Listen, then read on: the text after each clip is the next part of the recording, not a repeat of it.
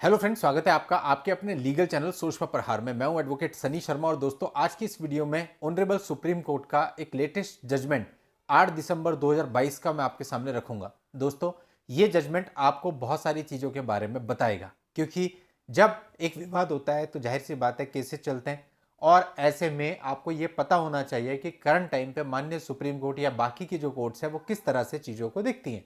इसीलिए मैं कहता हूं कि जितने ज़्यादा से ज़्यादा जजमेंट्स होते हैं उनको पढ़िए और उनको देखिए, उससे अपने को बहुत सारी चीज़ें समझ में आती हैं और हमारा दिमाग खुलता है। वरना हम क्या है कि किसी गलतफहमी के अंदर कोई स्टेप लेते हैं तो गलती हो ही जाती है। तो ये बहुत इंपॉर्टेंट है हस्बैंड के लिए, जब उसकी वाइफ उसे छोड़ करके अपने मायके में रहने लगती है, उसके बाद का ये जजमेंट है और इस जजमेंट से डेफिनेटली आपको बहुत कुछ सीखने को मिलने वाला है। दोस्तों आखिरी तक वीडियो में बने रहिएगा। अभी तक भी आपने चैनल को सब्सक्राइब नहीं किया तो फटाफट चैनल को सब्सक्राइब करके नोटिफिकेशन बेल पर जरूर क्लिक कर लें। और इस वीडियो को शुरू करने से पहले थोड़ा सा मैं आपको एक इन्फॉर्मेशन देना चाहूंगा। दोस्तों अभी मैंने हाल ही में एक नया चैनल स्टार्ट किया है, smart life with Sunny Sharma, और दोस्तों वहां पे आपके सपोर्ट की जरूरत है। मुझे याद आया जब मैंने सोच पर प्रहार स्टार्ट किया था और मेरे 4-5 सब्सक्राइबर्स थे, व्यू भी नहीं आते थे, तब लोगों ने इस चैनल को पसंद किया था और आज यहां तक पहुंचा दिया, और इसीलिए शायद ये इन्फॉर्मेटिव कंटेंट मैं आप तक पहुंचा पाता हूं।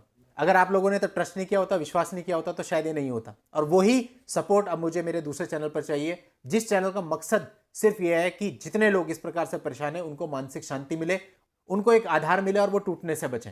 तो दोस्तों इस चैनल को जल्दी से सब्सक्राइब कर दें। मैं निरंतर कोशिश कर रहा हूं उस चैनल पर भी कंटेंट लाने की, और आप देखेंगे कुछ ही समय के बाद उस पर भी बहुत बेहतरीन कंटेंट आपको मिलने वाला है। दोस्तों इस वीडियो के नीचे डिस्क्रिप्शन में मैं नए channel smart life with Sunny Sharma का लिंक दे दूंगा। आप वहां पर जाकर चैनल को सब्सक्राइब करके नोटिफिकेशन बेल पर जरूर क्लिक कर दें।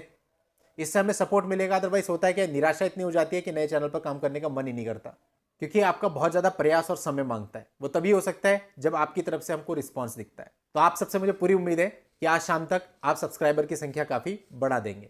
दोस्तों चलिए इस वीडियो में मैं आगे आता हूं। दोस्तों इस मामले में ऐसा था कि पति ने अपनी तरफ से सेक्शन 9 की पिटीशन फाइल करी थी। अब उसने क्या किया, इसी सेक्शन 9 की पिटीशन में बच्चे की कस्टडी के लिए भी अंडर सेक्शन 26 एक एप्लीकेशन फाइल कर दी गई। अब हुआ क्या कि जो पत्नी थी वो वहां पर नहीं आ सकी, क्योंकि पत्नी रहती थी बैंगलोर में और ये केस फाइल हुआ था पौंडीचेरी में। तो वहां तक पत्नी ट्रैवल नहीं कर सकती थी, बच्चा छोटा था, तो वहां पर नहीं आई। इसका रिजल्ट ये हुआ कि सेक्शन 9 की पिटीशन और सेक्शन 26 की पिटीशन, इन दोनों में ही एक्स पार्टी ऑर्डर हस्बैंड के फेवर में हो गए। अब दोस्तों इसके बाद जो पत्नी थी, पत्नी ने अपनी तरफ से ऑनरेबल सुप्रीम कोर्ट में एक ट्रांसफर पिटीशन फाइल करी कि जो सेक्शन 9 का मुकदमा है इसको बैंगलोर फैमिली कोर्ट में ट्रांसफर किया जाना चाहिए। अब पति साइड यानी हस्बैंड साइड ने बताया कि भाई सेक्शन 9 तो ऑलरेडी डिक्रीड हो चुका है, यानी जजमेंट उसमें हो चुका है, तो अब जो ये ट्रांसफर पिटीशन है ये मेंटेनेबल नहीं है। तो यहां पर ऑनरेबल सुप्रीम कोर्ट ने एक बहुत ही महत्वपूर्ण निर्णय दिया। यहां पर ऑनरेबल सुप्रीम कोर्ट ने पूरे मामले की परिस्थितियों को देखते हुए टिप्पणी करी। हमें ऐसा प्रतीत होता है कि पत्नी को केवल इस वजह से निष्पक्ष सुनवाई से वंचित कर दिया गया है क्योंकि वह दोनों ही पिटीशंस को कंटेस्ट करने के लिए बच्चे को अकेले बैंगलोर छोड़ करके वहां पर उपस्थित नहीं हो सकती थी। और साथ ही ये भी कहा कि हस्बैंड को कस्टडी के लिए अलग से पिटीशन फाइल करनी चाहिए थी, ना कि सेक्शन 9 में ही कस्टडी फाइल करनी चाहिए थी। दोस्तों अभी तक यही होता रहा है। आपको काफी सारे वीडियोज में मैंने भी बताया और कानून में भी आपने देखा कि सेक्शन 9 या सेक्शन 13 के अंतर्गत सेक्शन 26 की पिटीशन आप फाइल करके बच्चे की टेम्परेरी कस्टडी मांग सकते हैं, विजिटेशन राइट मांग सकते हैं।